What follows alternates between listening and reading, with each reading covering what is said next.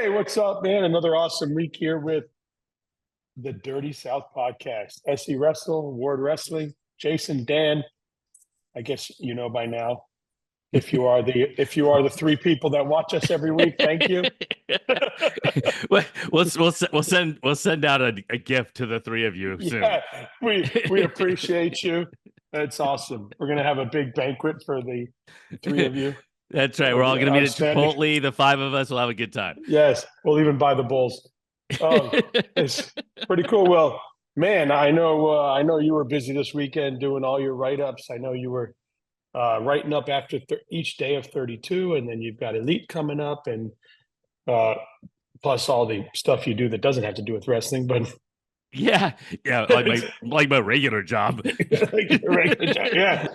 But man, I've actually been spending most of my time recently focused on like my eyes twitching, trying to figure out what's going to be the top 25 in each of the states I chose. oh man, it's so awesome.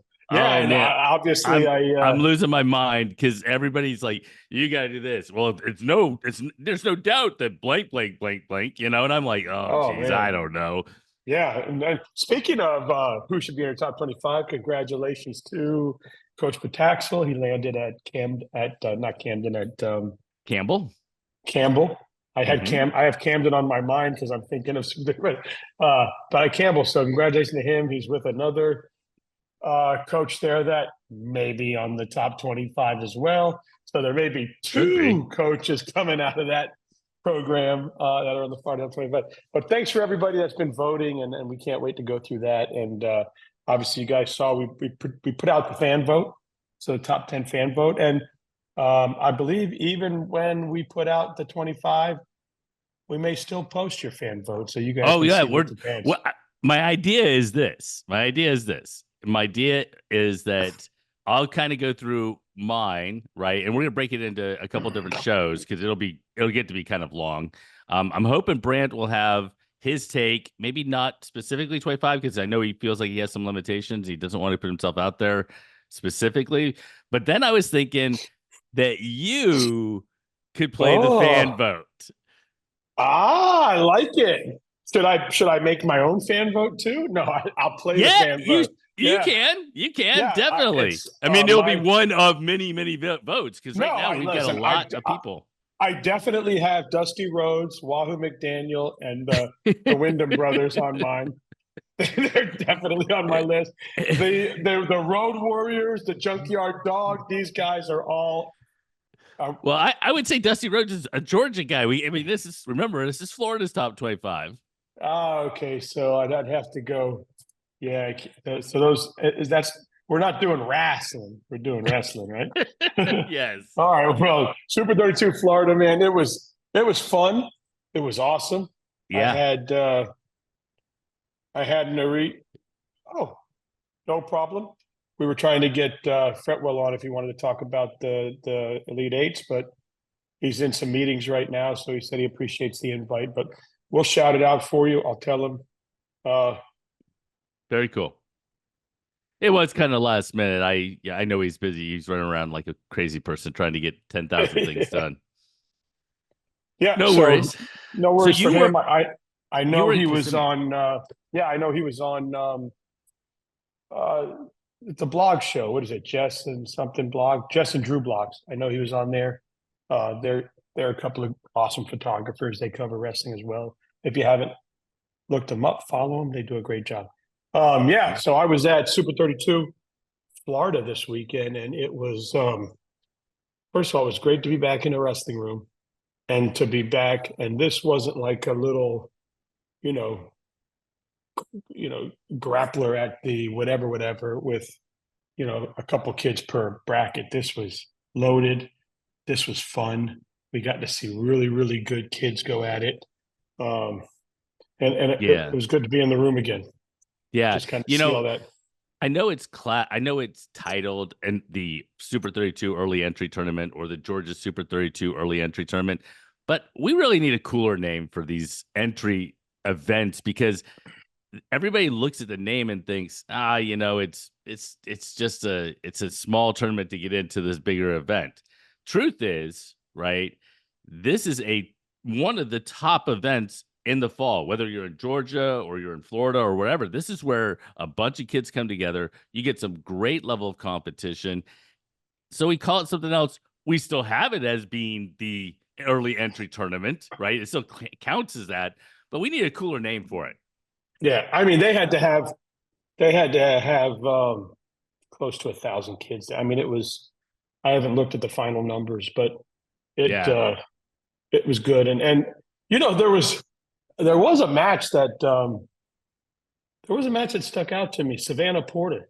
I think she's like 123 or somewhere around there in the 120s. She was down 13-4 in the second period. And with about 9 seconds left or 14 seconds left in, I was going to say round two. My kids always get mad at me. They're periods, Dad. So period two, she gets out, gets on top, and ends up pinning the young lady she was wrestling. And it was really cool to watch because she was, I think her coaches would agree with me. She was getting worked. I mean, this girl was tough, and this girl was coming at her, and her coaches were yelling at her to give it back to her, and they were going back and forth, and it was cool to see a young lady like that come through that and kind of Was that handle it. a And was that folk style or freestyle?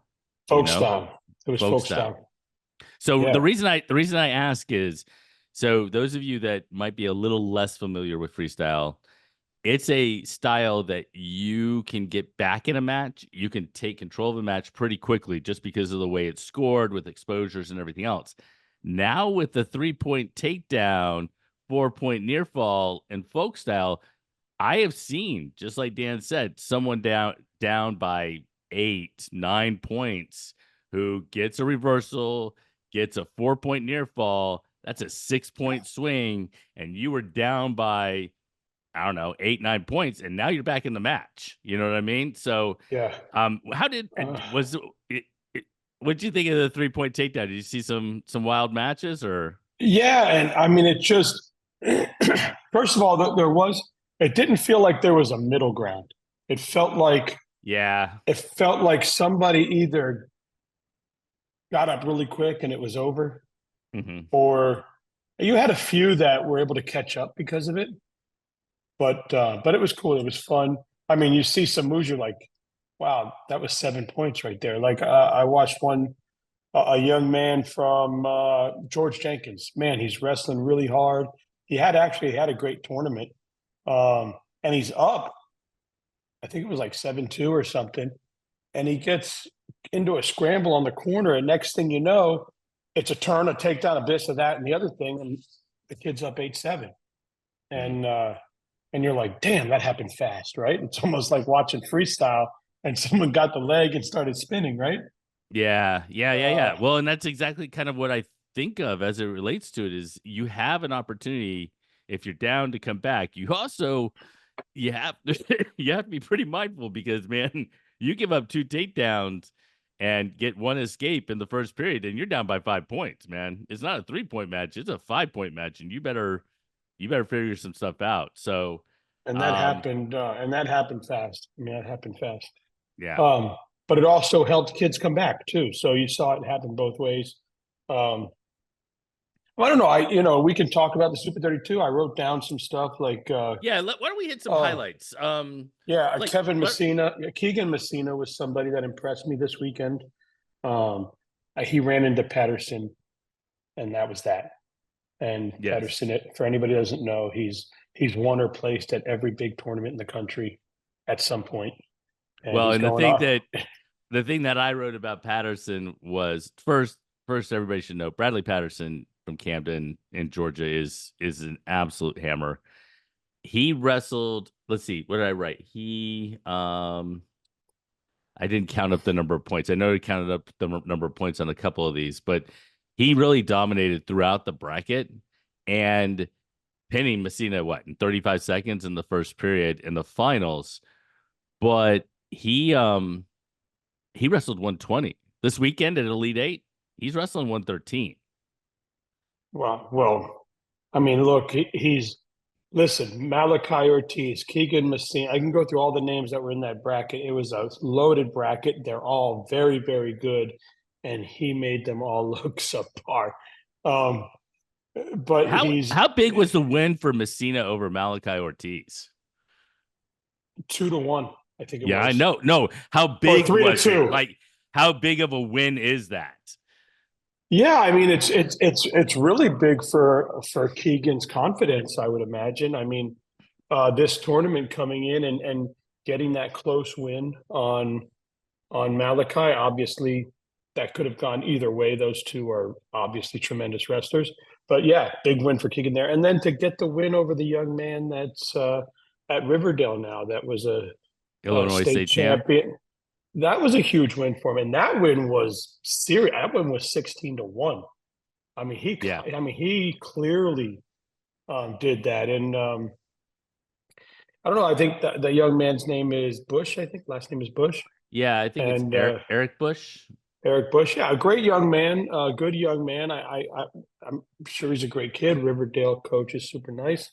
However, it wasn't his day, and it was Keegan's day. And and I asked JD what man what fired him up, and he said that we posted the Super 32 preview show, and there was some talk on there about the Messina Bush match, and there were some comments that came in below saying Bush, Bush, Bush, Bush, Bush, Bush, and he said, I wish he wouldn't, but Messina reads that stuff, and it kind of fired him up. But so yeah, I mean, Well, it I'm could sure. go positively or negatively for you, and in that situation, it went in a positive direction. In that case, yeah. So good for him. And listen, I'm sure Bush will have a great year. They'll see each other again, and I wish the kid in Riverdale great. But yeah, Messina's two big wins stick out huge to me. I got one for you before you move to your next one, and Yeah, that is Zach Berry, Palm Harbor. Berry came in to a weight that I think I pretty much headlined with, Nathaniel Williams and Adrian Day, won by Reed Yakes, Daniel Levea or Leva. I'm not sure how you Leva, say yeah, Leva's last name. But I'll tell you what, Zach Berry, he beat Nathaniel Williams up top 4-0. He beat Adrian Day 2-1. He was kind of off my radar. And next thing you know, he's sitting in the finals after being two studs. Now, I think he loses to Yakes in the finals, but still a heck of a run for someone who I wasn't seated in top four and really wrestled from what I could see. And I watched a couple matches online, yeah. really wrestled pretty well. And it's funny because I wrote down Reed Yeggs, hell of a tournament, came through a bracket. But yeah, that young man beat some big names and came through it. Somebody else, Rocco Ruiz was wrestling really well. He got an injury coming into the tournament with his shoulder, so after his third round win, he kind of bailed out after that. But he was kind of on a roll and looking good. He beat a young man that he had lost to previously. So I was hoping to see him go on in that bracket. I was excited to see what he does. Um, Yeah, and one of the things that sticks out to me, and I would love to get Brant's take on this if we ever get the opportunity to talk to him about that. And that is, so this wasn't 6-minute matches, right? It wasn't a 6-minute match, right? It was a 4-minute match, 2-1-1. right? 2-1-1, right? So it's a 2-1-1 match, and the difference between 4 and 6 minutes, if you've ever wrestled, can be an eternity. Okay, especially if you're not in shape and everything else. But my point is that some people get some wins, right? 2 minutes are off the clock. Or Rocco Ruiz wrestles until he feels like, you know what, I'm done. I need to move on to the next thing. How does that impact how you put him in a rankings? Because that's not really a loss, but the other kid didn't get an Yeah, opportunity to get a win. You know what I mean? yeah. So he would have faced William McGowan from St. John Newman in the next round. Obviously, William McGowan is a good wrestler as well, Right. and it would have been good to see. Rocco being a finalist at the state tournament is obviously tough. He's made some transitions to a new school, and he looked good. But mom and dad, rightfully so, said, "Look, we're going to Michigan. We're going to do some things down the road here, and we would like to have him healthy for that." So after that win, they iced him up and called it a day. And I get it. I understand. I think we did that a 100%. couple years ago with Daniel. He got came out of a match, elbow, shoulder, or something. I understand the decision making as far as they're concerned. The question I have Yeah, is who knows where they put him? more on Brant's side of how do you put that into your understanding of where you rank them? You know what I mean? Yeah, yeah, So yeah. We'd have to ask him, but yeah. And I mean, Lazaro Soto had a hell of a tournament coming out of his that light bracket. What was it, 106? I think it was, if I remember right. yeah, I think Um, so. and he had, I mean, Kevin McLean and Connor Barnes and Gavin Matthias, who's an absolute hammer, who took Well, and fourth did there. you I mean, see Soto versus McLean in the finals? Because I think it came down to the end of the match. I could be wrong. yeah, it came down to, I think, an escape or a takedown. It ended 9-6. Yeah, yeah. So So those two are obviously awesome. Yeah, it was fun. I mean, those some kids. I mean, obviously the Solis brothers kind of do what they do. Um, Giovanni wasn't even yeah. pushed. I mean, he just did his thing. Um, I was Well, very excited to on the other side with Elvis to see he and Jace wrestle, and I got my wish, and I waited all day for that match, and I think it was a 4-2 match, if I remember yep. right. I'd have to look at it, but you know, EJ wins the match. We see EJ win a lot, right? And EJ, I have to say, coming into this tournament, I saw EJ, and he looked lean, he looked strong, he looked in shape, he looked a lot better than from Fargo. I even went up to his dad and talked to him. I said, "Man, his body looks good. He looks great. He looks ready to wrestle." And Dad said, "Yeah, I wasn't very happy with the Fargo result, and we had to get back to work." On the other hand, I'm very impressed at the levels that Jace Paradon has jumped over the since he's been at Lake Highland Prep. We've seen him win some big matches over the last year, and and he looked good this whole weekend, and I'm good for him. It looks like the move has really helped him. Yeah, and if you weren't there and you get a chance to go back and watch a match, I mean, really, those are two nationally ranked kids, battling in the finals of this tournament or this event, and that's, I mean, that's the best match you're going to be able to find on video from the weekend. I mean, they're just two of the best kids in the gym. One kid I want to give a shout out to, and that is Gavin Cohen, out of that bracket from Well Trained. Dude, he beat Michael Kersey, who is a state champ. His only loss on the day was to Solis in the semifinals. He came back, he got third. He beat a really good Bruner. He beat a very good, I think, Georgia State runner-up in Rogier to take third. And you know what? Sometimes it's not about winning. It's about, for me, watching him compete. I watched a couple of his matches online. You could see the progression, and this is a kid that, at least it looks like to me, is ready for the season to come around and ready to make his mark in 2025. Yeah, I totally agree. I mean, and first of all, shout out to Well Trained up there in Ryan Blackwell. I mean, he's starting to really put his name out there, and they're good. I mean, obviously, the Oh, addition. they're making gains. You were talking about others making gains over periods of time. Well Yeah, trained with that crew that's now up there, and the work that they've been putting in and where they've been going. That's a that's a that's a different story. And you know what? That's a part of the state where, and if you can yeah. make some inroads, you can do some damage, I think. And listen, he's getting people to come up. He just had David Mason and Omi Acosta in the room doing a clinic a couple weekends ago, and he said he got over 80 kids. Yeah, that's awesome. which, That's which awesome. is awesome. So good for them up there. But yeah, it was good to see Mason Basil back on the mat. He hasn't wrestled in a Mhm. few months. He's been kind of relaxing, dealing with some health, getting healthy, and it was good to see him back on the mat. He had a real good tournament. He runs into Zeno Moore in the finals, and Zeno is an absolute stud. And Zeno, did what he did, and good for Zeno. He got through that tournament. It was good to get a warm up for him for Super 32. There were a lot of tough kids in that bracket. Mason Basil being obviously one of them, Yeah, yeah, and yeah. and also good for Mason Basil. First tournament back, he gets to feel a nationally ranked kid. I mean, I think Zeno's nationally ranked, and if he's not, he should be. But he got to feel that his first time back. So I'm sure he'll make gains from it, make adjustments. But yeah, shout out to Zeno Moore, and I was really glad to see him and the family. But yeah, that was good. Who's next on your list?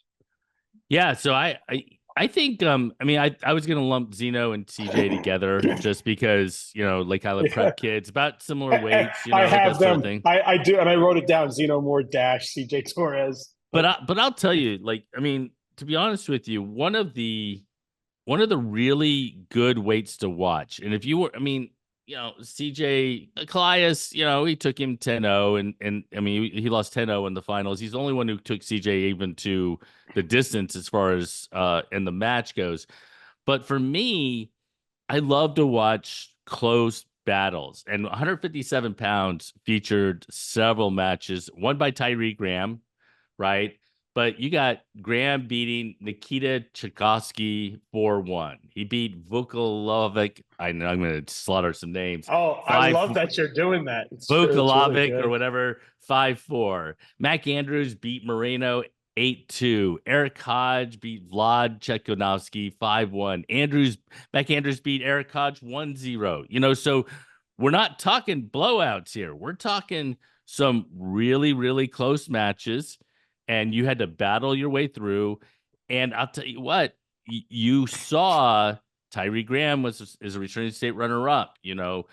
Every single one of the names that I just mentioned, they will be in the conversation this year. Yeah. And that's for me. That's how I take these tournaments, these fall tournaments, is either somebody's like, oh, I didn't really know about him. Yeah. I need to pay more attention about him. And listen, Tyree brought home a little coaster from Fargo. And let me tell you, Mac Andrews has had a hell of an offseason. I mean, he has some really big wins this offseason. He's been wrestling everywhere. And yeah, I mean, that match with Eric Hodge, 1-0. I mean, I was there watching it. It was, listen, I mean, a hiccup, it could have went either way, right? I mean, Mac Andrews rubs his eyes or adjusts his helmet, and the other one's got one. It was that. Yeah, we got rounds and helmets, baby. We've got rounds and helmets. But yeah, it could have went either way. But that was great, and I talked to Mac, his dad, and he's very proud of Marcus. The steps that Mac has made. Mac has made, and look, Eric Hodge. Tough as nails. I mean, he's coming. I mean, he had a big win over Czech in that round there, and that kid's very tough. So yeah, that was a hell of a bracket. And those brackets are a lot of fun to watch. Don't get me wrong. I love to watch, Patterson do his thing. I love to watch CJ Torres and Zeno Moore, Giovanni Solis, who really was significantly better. But for me, you love to see it when we've got a really close matchup of individuals. Solis versus Paradon. This 157-pound bracket was a lot of fun to watch. 126 had a lot of good wrestlers, a lot of fun to watch. So, those are and you know what? It wasn't just on the boys' side. We had some good matches on the girls. And first, what I wanted to say was, shout out to CJ Torres. I mean, he just, the kids that he wrestled are beating almost everybody they wrestle, other than CJ. I mean, that bracket was good. With it was good. And let me tell you, Callias probably wrestled one of the best matches I've seen him wrestle. I mean, he was in on a leg, he was in on here, he would time CJ's reach. The problem is it's CJ, and he's just at another level, right? Yeah. I mean, they had scrambles that were unbelievable to watch. The second period, you got to go watch the second period and see the takedown that CJ got. Even JD, Kalai's coach, was like, I'm going to go back and watch that like 6 times. I don't even know what he did there. Right. And it was fun. And I know Calais was heartbroken when I talked to him afterwards. And I know it was, but that young man is good. And that young man is going to be in the finals again. And that young man's going to have his opportunity. Well, I'll tell you, he certainly is putting himself out there because he pulled CJ Torres this week, and this coming week, he is signed up to wrestle for Team Minions at Elite Eight.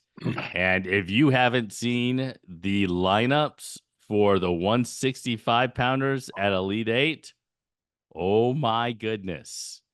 You get CJ Torres times 10 in terms of like there will be 10 CJ Torreses in that bracket with you. So he is certainly, and like again, but good for him, right? Good for him. No, this is what I love. Like what does a loss mean today? A loss in terms of winning a state title, a loss means nothing. In terms of a national ranking, it might mean something. But you know what? You're trying to get on the radar. You're trying to get better. You're trying to get to a particular level. Why not put yourself out there and see what you can do? And let me tell you, I've said, I think JD is one of the best coaches in our state at making adjustments, at looking and watching tape and teaching those kids. I mean, even sometimes I talk to the parents or the other dad, the way he watches tape and the way he gets his kids to adjust and the way he corners is incredible. And I promise you, Calais is going to be better because of that CJ match. And even if he goes up and loses these matches in the Minions to these nationally ranked kids, he's going to jump levels because JD is good enough to bring him back and watch the tape and fix it. And that's a really good question. I would love to get a few coaches on and ask that question of who they think is a really good in-match coach or between match coaches. Who makes the best adjustments? That's pretty cool. Yeah. I mean, and we've seen him at the state tournament. I mean, we've seen him make adjustments and end up beating kids that his kids had no business beating. Well, just look at the postseason last year. I mean, the postseason last year made her. They moved from, they had some weight misses and everything else. And man, I'll tell you what, I don't know that there was a team that put on a better state tournament that didn't win the state tournament than that squad who came super close against Somerset in the finals at 1A. Yeah, those coaches. Yeah, I'm right? They didn't win it over. Somerset won it, right? It was a. I don't think it was the heavyweight match. It was like close though, right? It was super close. Yeah, well, I think it was like a 215 match or something, or a 1-9. It was a heavier match that if Somerset wins that match, that put him over the head. So, I think it might have been maybe Mako beating Damian Soto that ended up sealing it for them. Yeah, maybe. You know what, guys? I'm old. Forgive me if I said anything wrong. Damian Soto, another great run he had this week. He ran into Myron Mendez, who was Myron Mendez, and that didn't end well for him. But those two are going to wrestle a lot, so we're gonna get to see that often. But on the girls, first of all, a courtesy shout out to Keon Bliss. Okay, Hernando High School. Congratulations this weekend. Took 4th. Great job. CJ McCutcheon takes 3rd. Damian Soto 2nd. Byron is 1st. So shout out Keon Bliss. Now you can't say that I don't speak about you on my show. All right. Shout out Keon. He said to me, why didn't you talk about me on your show? I go, did you end up coming? He says you talked about Damian Soto. I said, how'd Damian Soto do? He came in 2nd. I go, so you came in 1st, right? He goes, no, 4th. I go, well, that's why we didn't talk about you. And he says, wow, Mr. Ward. I'm like, I'm just fucking with you. But yeah, so shout out Keon Bliss. Great weekend. He's really getting better. And I do know who you are. And good luck on your season. But that was fun. As we flip Yeah, it to the girls, there were absolutely. three girls that won double, both folk Yeah, style and freestyle. yep. So There shout out was, to Camden Elliott, yep, right? You had Willow White yep. and you had Juliana Case. Juliana Case. And you know what? I wrote all those names down. So shout out to those girls. Um, Fantastic. Good for you. Yeah, Willow White. Another one, Savannah Phelan, the little 70 pounder. She won the boys 70 pound Oh, we're talking division. middle school? Well, yeah, she's in middle school, but I have her name down. But as far as girls' high school, but yeah, I wrote it down. I mean, come on, that's a good win for her, 70 Oh, pounds. you know But what? It might be a great win. and all It, boys, so good for her. I don't have Uh, any idea. I don't even know any middle school brackets or anything. I have all no clue. right, so I'll get that out of the way. Shout out to every kid at 85 pounds too. That was a tough bracket. Good for you guys. But two girls that stuck out to me was Paola Perez and Ania Wayne. Hmm. Ania Wayne They of split Osceola. their match, Paola right? Perez, yeah, of Doral, and they they split. Ania won folk style, Paola wins freestyle. Those two young ladies are awesome to watch. Wonderful families, wonderful girls, and Paola being an eighth grader, we're going to see and hear from her a lot. Ania being a junior, we still have plenty of time to watch her do what she does. So shout out to those two girls. They had a great weekend. Um, Agreed. Maya Alvarado won a tough freestyle bracket. Hmm. Um, and on the Yeah. folk style side, Little Higgins winning on the folk style side. She always shows up.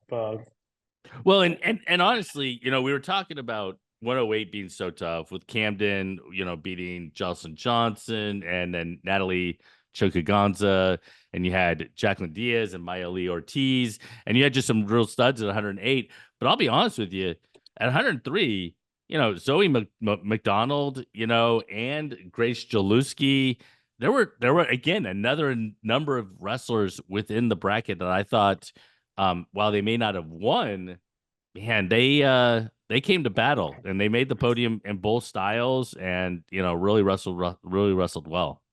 Yeah, and listen, Zoe McDonald of Black Flag Wrestling is an absolute stud, and that match, Higgins wins that match only 4-3, and Yep. it was fun, a good match to watch, and thanks to them for putting on a great match as a fan. Yeah, thanks to them for that. But yeah, obviously you had mentioned Camden Elliott and Chokaganza, first and second in folk style, first and second in freestyle, uh, for the same weight class. So they Well, hang on. both, Didn't Camden beat Jocelyn Johnson in folk style in the finals?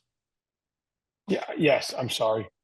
So Chokaganza was I she think she was third? third. Yeah, I think she might have been third, or maybe she didn't. Maybe she didn't make the podium Hold on. because you had Jaslyn Diaz and Maya Lee Ortiz, who actually I think made the podium in both styles. So, Yeah. So I'm sorry. Chokaganza was second on the freestyle side, and so how good? How they good was placed that? first. How good was that weight? That was a great weight. That was the best weight of on the women's side. 108. Yes.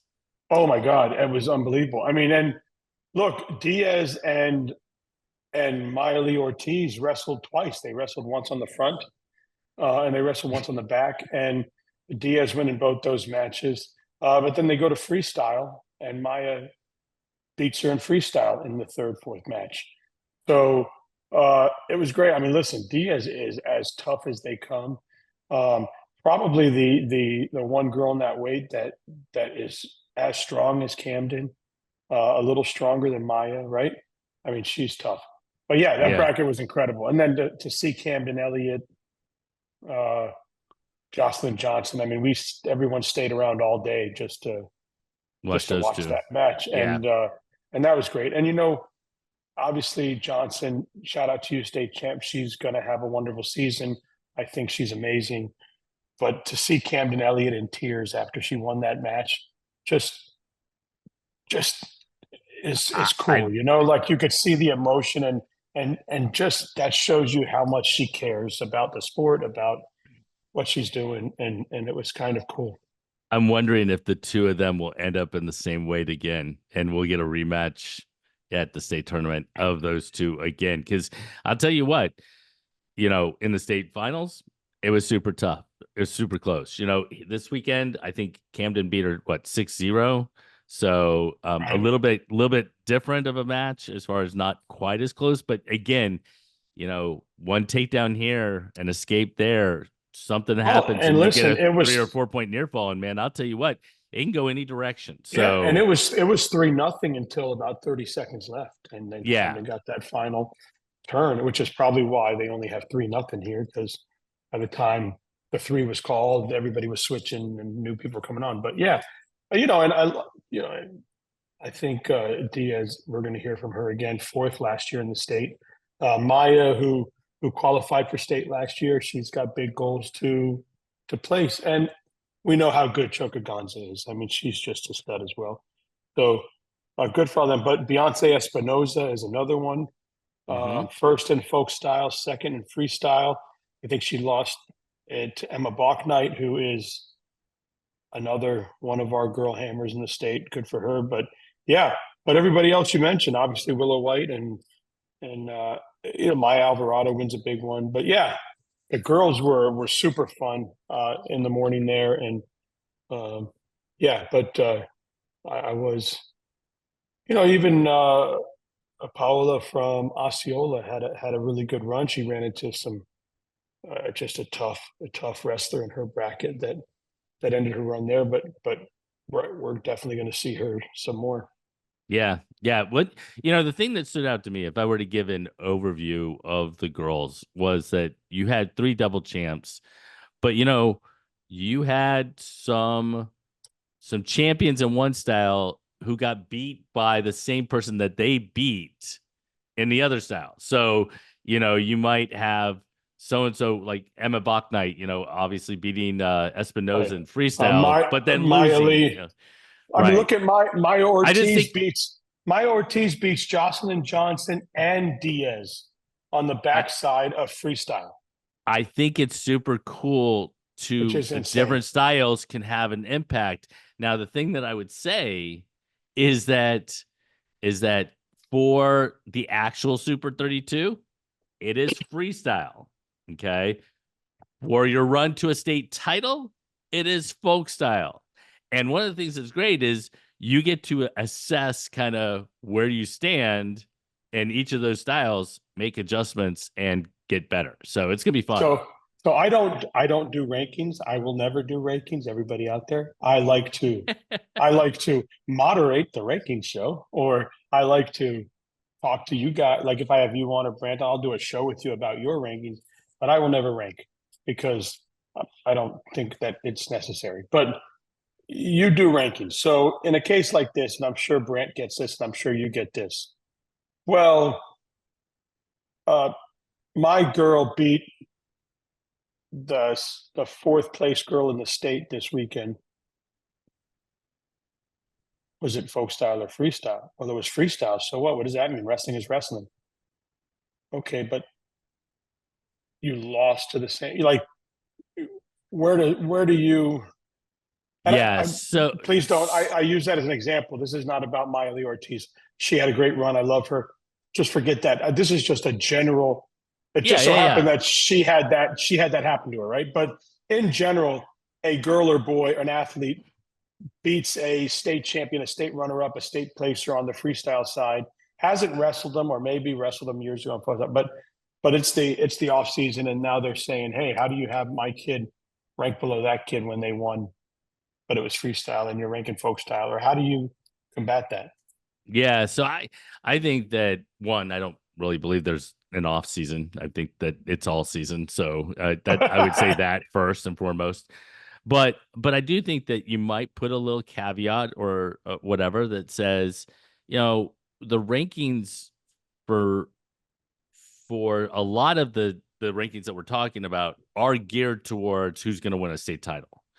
And if that's going to be the case, you have to weigh folk style more than you weigh freestyle. Like, I mean, we could go out and get 2 Fargo titles, but if you are not as good of a folk style wrestler and you've lost, and not made the state podium and in folk style, you're not going to be ranked number one, even if you have a couple of Fargo titles. I mean, that's just now, if that's the ranking, if that's the perspective of the ranking to be on predicting for a high school season, I think that's how you do it.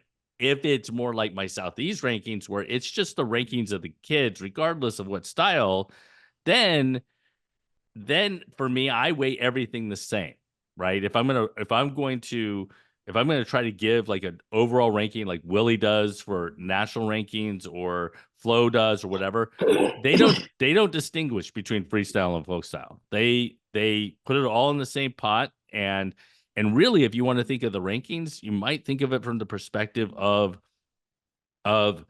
which of these, if I were a college coach and I had to put them in order of who I was going to go and take if I got a chance to kind of recruit them or whatever, this would be kind of my order.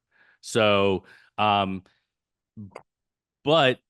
I think it really depends on the perspective of the ranking. And there's also a couple other things that come into mind as I relate to it or as I think about it. Number one, it's a 4-minute match. It's not a 6-minute match, right?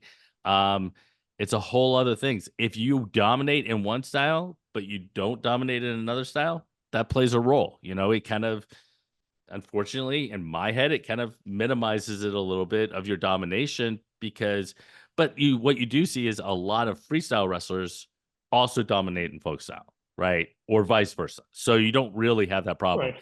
It's when you've got this kind of uncertainty and you're like, okay, they're really good over here, but they're not quite as good over here. Where do they fall? Yeah. Did that answer the question? Yeah, yeah, it's great. And obviously Camden Elliott is good at both. Yeah, she, she doesn't have that issue. But yeah, like when I was talking to Coach Tony on Maya, she wrestled a lot of freestyle. She's from Puerto Rico. She grew up wrestling freestyle. She's gotten 2 Pan Am medals. So her confidence is very, very high in a freestyle match. And I think it's different when she translates it to the folk style match, right? And I think she knows that. And I think Coach knows that. And I'm excited to see what she does if that confidence ever shifts. You know what I mean? Like if she starts to believe in her folk style, like she said, in her freestyle, because Camden aside, she wrestled everybody else really good. I mean, look, on the folk style type, Diaz did pin her twice. The first one, she got caught in a headlock, but the second one, Diaz clearly won that match. But I would also on say the freestyle side, Maya clearly won that match, right? So I would love to see how she does when that translates. But on the other side, I would love to see Diaz and Johnson go spend months and months on freestyle and come back and see what those girls can do because they're so athletic and they're so strong. And if was a fifth, we'd all be messed up, right? But but I would love to see those 2 girls put in the time on that style because we have some really tough girls and the no only doubt. way that they're going to make names for themselves on a national level is most of the time it's not in folk style, it's in freestyle. So if I were still coaching and the rankings were still out there and everything else, I would tell my kids, go and compete. Don't worry about any stupid ass number. Don't worry about this. Don't worry about that. At least not today, right? You can worry about it when we get further closer to the state tournament. Your goal is to win a state title, right? And you need to do what is necessary to put yourself in a position to win a state title. So go and compete against the best competition you can find. And then as you get closer, it doesn't hurt to kind of have this in your mind. I mean, look, we have rankings for college football. We have it for this. We have it for that. It's our way as humans, I think, of trying to understand when teams don't meet one another, where do they kind of fall? And it's an opinion. But you got to prepare yourself to be ready to win a state title because there are plenty of individuals who weren't ranked number 1 coming into the state tournament who ended up walking out with the most prized possession. So yeah, and listen, that was a bracket that Camden won on both sides. But listen, any of those girls that were in that bracket, it wouldn't surprise me at the end of the season as they figure out their weights and as they move around. Some might go lower, some might go higher, some might stay there. But any of them, it wouldn't surprise me if all those girls are on the podium at the end of the season. I mean, they were just, it was good. But listen, everybody, before we get done here, we Yep. have Elite Eight duels is coming up this weekend. And Jason, Mhm. you're going to be there, right? I am. So September 21st and 22nd, Saturday and Sunday at the Georgia International Convention Center in Atlanta. If you don't know, this is, in my opinion, besides Super 32, the premier event. There are over 100 ranked young men coming in to compete on 12 different teams in duels. You can see a basics idea of it on SCWrestle.com right now with their rankings next to one another. Lucas and I did a show because Lucas will be doing the commentary for the event. I'll be there shooting video and doing different things. But I'm telling you right now, they're going to be number one versus number two, number one versus number three. There are going to be so many really good matchups. And I'll give you an example. The Right? rankings that you have there are the national rankings, right? That They're are the on that thing. they're the national rankings of either Flo or Rockman or Matt Scouts, which is basically Willie Sailors. But take a look. We were just talking about Callias Nazario, who's wrestling 65 for Minions. In his pool at 165 pounds for Team Thunder, Adrian Reyes, who's ranked number 5 in the country.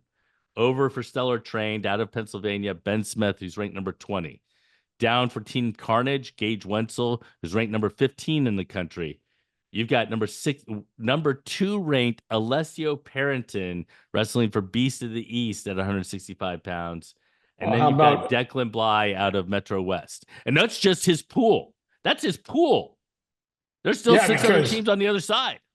yeah, and there's some kid named Bambanelli that's not too bad, and Sarni, and I mean, look at these kids.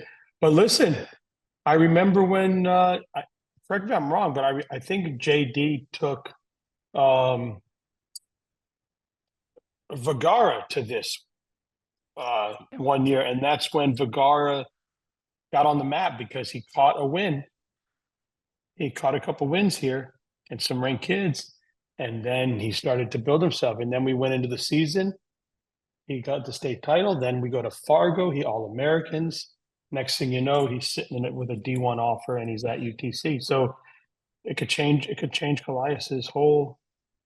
Yeah, and I mean, we have a whole list of individuals. I'm not sure how many Florida kids are on the list. I know Callias is on the list. I'm trying to think. Christian Fretwell, I know, is wrestling for one of these teams as well. He's wrestling for Black Mambas.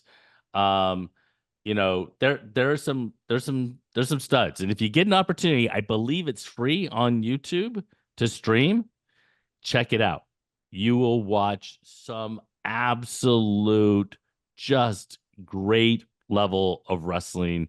I'm gonna give you an idea.